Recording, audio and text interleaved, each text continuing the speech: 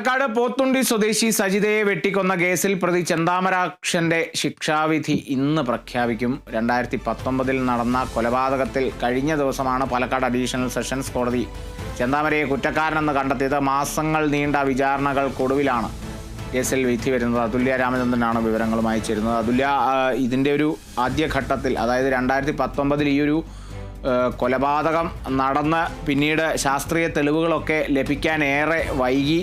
അതോടൊപ്പം ഫോറൻസിക് റിപ്പോർട്ടിനും വളരെയധികം കാലതാമസമെടുത്തു. കാരണം വിചാരണയിലേക്കൊക്കെ കടക്കാൻ തന്നെ വൈകിയത് ആ ഒരു ഫോറൻസിക് റിപ്പോർട്ട് വൈകിയതിനാൽ തന്നെയാണ്. അതിനുശേഷം ചെന്താമര വീണ്ടും ജാമ്യത്തിലിറങ്ങി 2 കൊലപാതകങ്ങൾ നടത്തുന്നു. ശേഷമാണ് ഈ ഒരു വിചാരണയൊക്കെ ആ ഒരു കാലയളവിൽ തന്നെ പൂർത്തിയായിരുന്നു ഈ കേസിനെ സംബന്ധിച്ച്. എന്നാൽ അതിനുശേഷം ഇയാൾ ഇത്തരത്തിൽ ഒരു ഇരട്ട കൊലപാതകം ചെയ്യുന്നു.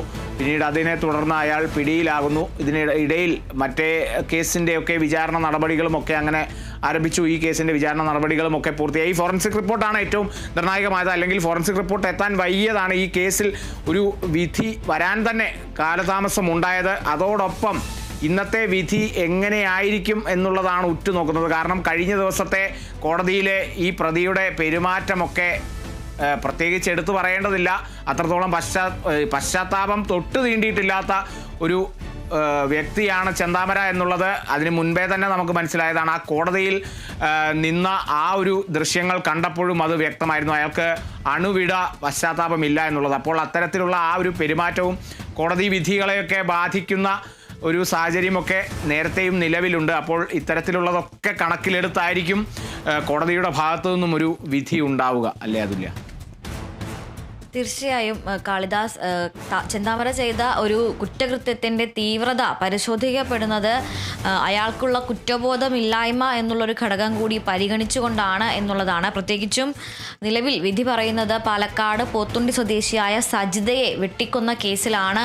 പക്ഷെ അതോടൊപ്പം തന്നെ അതിൻ്റെ പശ്ചാത്തലത്തിൽ മറ്റൊരു ഇരട്ട കൊലപാതകം കൂടി ഇതിനെ സ്വാധീനിക്കുന്ന തരത്തിൽ അവിടെ ഉണ്ട് എന്നുള്ളതാണ്. ഈ സജിതയുടെ കുടുംബത്തിൽ ഇനി ബാക്കിയുള്ളത് അവരുടെ 2 മക്കൾ മാത്രമാണ്. ആ 2 കുട്ടികളും 2 പെൺമക്കളും കോടതി വലിയ രീതിയിൽ നീതിപൂർവമായിട്ടുള്ള അല്ലെങ്കിൽ മാതൃകാപരമായ ഒരു ശിക്ഷ തന്നെ വിധിക്കും എന്നുള്ള ഒരു ആത്മവിശ്വാസം അല്ലെങ്കിൽ ഒരു പ്രതീക്ഷ കോടതിയിൽ പ്രകടിപ്പിക്കുന്നത് ഈ വിധി വന്ന ദിവസം നമ്മൾ കണ്ടതാണ്. കഴിഞ്ഞ ദിവസം, അതായത് ഒക്ടോബർ 14, 2 ദിവസം മുൻപ് ചൊവ്വാഴ്ചയാണ് ചെന്താമര ഈ കേസിൽ കുറ്റക്കാരനാണ് എന്ന് Palakkad additional district and sessions കോടതി കണ്ടെത്തിയിട്ടുണ്ടായിരുന്നത്.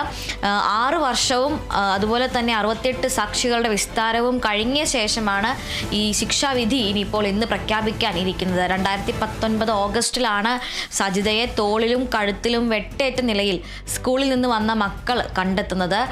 അപ്പോഴും പ്രതി ആരാണ് എന്ന കാര്യത്തിൽ വ്യക്തതയുണ്ടായിരുന്നില്ല. പോലീസ് ആദ്യം ചാർജ് ചെയ്തിട്ടുള്ള ചാർജ് ഷീറ്റിലോ FIRലോ പ്രതിയുടെ പേരില്ലായിരുന്നു. എന്നാൽ പിന്നീട് ഏറ്റവും നിർണായകമായ ശാസ്ത്രീയ തെളിവുകൾ, അതോടൊപ്പം തന്നെ ചെന്താമരയുടെ ഭാര്യയുടെയും ചെന്താമരയുടെ സഹോദരൻ്റെയും മൊഴികളും അവർ നൽകിയ തെളിവുകളും ആണ് ഇതിൽ ഏറ്റവും നിർണായകമായത്. ചെന്താമര ഈ സജിതയെ വെട്ടിക്കൊലപ്പെടുത്തിയ ശേഷം വീടിനുള്ളിൽ നിന്ന് പോകുമ്പോൾ അവശേഷിപ്പിച്ചിരുന്ന കാൽപ്പാടുകൾ, അതോടൊപ്പം സജിതയുടെ കയ്യിലുണ്ടായിരുന്ന ചെന്താമരയുടെ ഷർട്ടിൻ്റെ കീറിപ്പറിഞ്ഞ ഒരു കഷ്ണം, അതുപോലെ തന്നെ സഹോദരനെ വിളിച്ച് ഞാൻ അവളെ കൊന്നു എന്ന് ഇയാൾ ഫോണിലൂടെ ആക്രോശിച്ചിരുന്നു. സഹോദരൻ അതിന് കൊടുത്ത മറുപടി, ഇതിൻ്റെ എല്ലാം ഫോൺ രേഖകൾ, ഇവയെല്ലാമാണ് ഏറ്റവും പ്രധാനപ്പെട്ട തെളിവുകളായത്.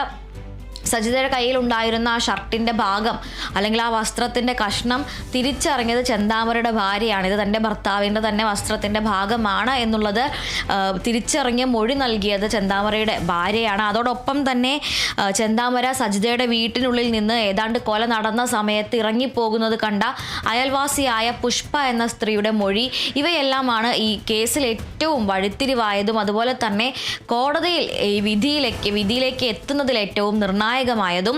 ചെന്താമരയെ സംബന്ധിച്ചിടത്തോളം ഈ ഒരു കൊല നടത്തുന്നതിന് പിന്നിൽ കൃത്യമായ വൈരാഗ്യം അതുതന്നെയായിരുന്നു കാരണം. തന്നെയും ഭാര്യയെയും അകറ്റിയത് അയൽവാസികളായിട്ടുള്ള സജിതയും അവരുടെ കുടുംബവുമാണ് എന്നുള്ള ഒരു ധാരണയുടെ പുറത്താണ് സജിതയെ ആക്രമിക്കുന്നത്. മറ്റൊരു കാര്യം എന്ന് പറയുന്നത്, സജിതയെ ആക്രമിച്ച കേസിൽ ജയിലിലായിരിക്കെ 2025 ജാമ്യത്തിലിറങ്ങുകയും ജാമ്യത്തിലിറങ്ങി 2025 ജനുവരിയിൽ സജിതയുടെ ഭർത്താവിനെയും ഭർത്താവിൻ്റെ മാതാവിനെയും ഇയാൾ വീട്ടിലെത്തി വെട്ടിക്കൊലപ്പെടുത്തുകയും ചെയ്തിരുന്നു എന്നുള്ളതാണ്. ജാമ്യം ഈ വ്യവസ്ഥ അനുസരിച്ച് പാലക്കാട് പ്രവേശിക്കരുത്, ഈ പഞ്ചായത്തിൽ പ്രവേശിക്കരുത് എന്ന വ്യവസ്ഥ ഉണ്ടെങ്കിലും ചെന്താമര അവിടെ എത്തി വെട്ടിക്കൊലപ്പെടുത്തുകയായിരുന്നു. അതിനുശേഷം ചെന്താമരയെ തിരഞ്ഞ് ഒരു നാട് മുഴുവൻ ഇറങ്ങിയിരുന്നു. പിന്നീട് ദിവസങ്ങൾക്ക് ശേഷം ചെന്താമരയെ ഒളിവിൽ പോയിരുന്ന ചെന്താമരയെ കണ്ടെത്തുകയായിരുന്നു. എന്തായാലും അത്തരത്തിൽ വലിയ രീതിയിൽ ഒരു കോളിളക്കം സൃഷ്ടിച്ച കേസാണ് ചെന്താമരയുടേത്. അതിൽ ആദ്യത്തെ കേസാണ് പാലക്കാട് പൊത്തുണ്ടി സ്വദേശിയായ സജിതയെ വെട്ടിക്കൊലപ്പെടുത്തിയ കേസ്. 6 വർഷത്തിന് ശേഷമാണ് കേസിൽ വിചാരണ ആരംഭിക്കുന്നത്. ഈ സംഭവം നടന്ന് 2019 ഓഗസ്റ്റിൽ ഈ കൊലപാതകം നടന്ന് അതിനുശേഷം 2020 കുറ്റപത്രം തന്നെ സമർപ്പിക്കുന്നത്. 1 വർഷമെടുത്താണ് പോലീസ് കുറ്റപത്രം തയ്യാറാക്കിയത്. അതിനുശേഷം ഇരുഭാഗങ്ങളിലും പ്രതിഭാഗത്തും അതുപോലെ തന്നെ പ്രോസിക്യൂഷന്റെ ഭാഗത്തു നിന്നുമായി 66ലധികം സാക്ഷികളെ വിസ്തരിക്കുകയുണ്ടായി. ഫോറൻസിക് വിദഗ്ധരും സയന്റിഫിക് വിദഗ്ധരും അടക്കം 44 സാക്ഷികളെ പ്രോസിക്യൂഷൻ വിസ്തരിച്ചു. അതോടൊപ്പം തന്നെ വളരെ ഡീറ്റെയിൽഡ് ആയിട്ടുള്ള അല്ലെങ്കിൽ വളരെ ആഴത്തിലുള്ള ഒരു ഫോറൻസിക് റിപ്പോർട്ടും സമർപ്പിച്ചിട്ടുണ്ടായിരുന്നു. ഈ ഫോറൻസിക് റിപ്പോർട്ടിന്റെ ആധികാരികതയാണ് ചെന്താമരയെ കുറ്റക്കാരനാണ് എന്ന് കണ്ടെത്തുന്ന വിധിയിലേക്ക് കോടതിയെ എത്തിച്ചത്. പക്ഷേ ഈ ഒരു വിചാരണ തുടങ്ങാൻ 6 വർഷം എടുത്തു എന്നുള്ളത് ഈ ഫോറൻസിക് റിപ്പോർട്ട് സമർപ്പിക്കുന്നതിലുണ്ടായ കാലതാമസമാണ് എന്നൊരു ആരോപണം കൂടി നിലനിൽക്കുന്നുണ്ട്.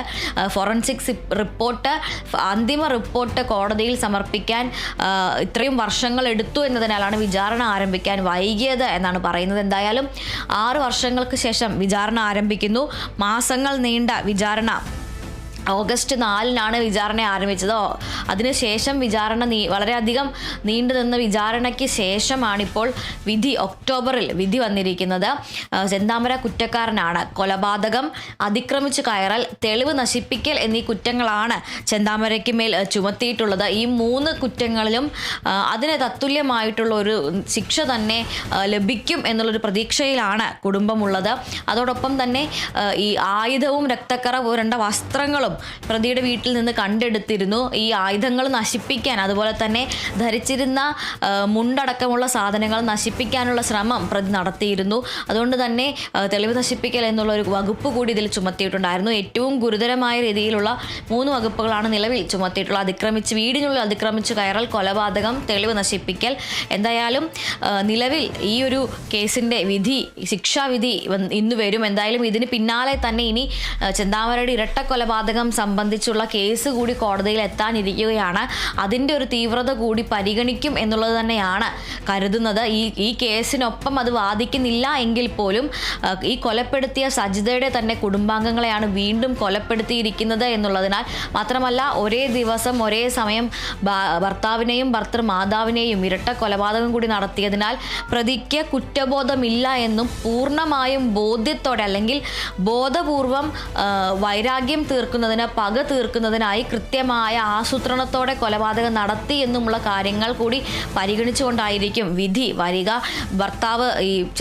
സജിതയുടെ ഭർത്താവ് സുധാകരൻ ജോലിക്കായി തിരുപ്പൂരിൽ പോയിരുന്ന സമയത്ത്, മക്കൾ സ്കൂളിൽ പോയിരുന്ന സമയം നോക്കിയാണ് ചെന്താമര സജിതയുടെ വീട്ടിലെത്തുന്നത്.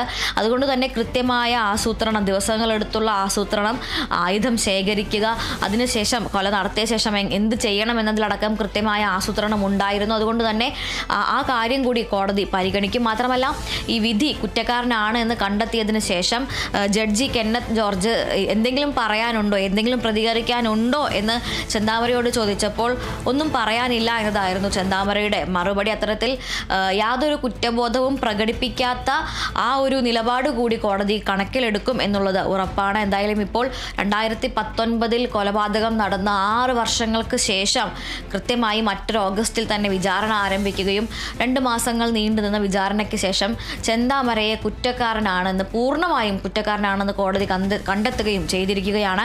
അതിലെന്തായാലും ഇന്നിപ്പോൾ ശിക്ഷാവിധി വരാനിരിക്കുകയാണ്.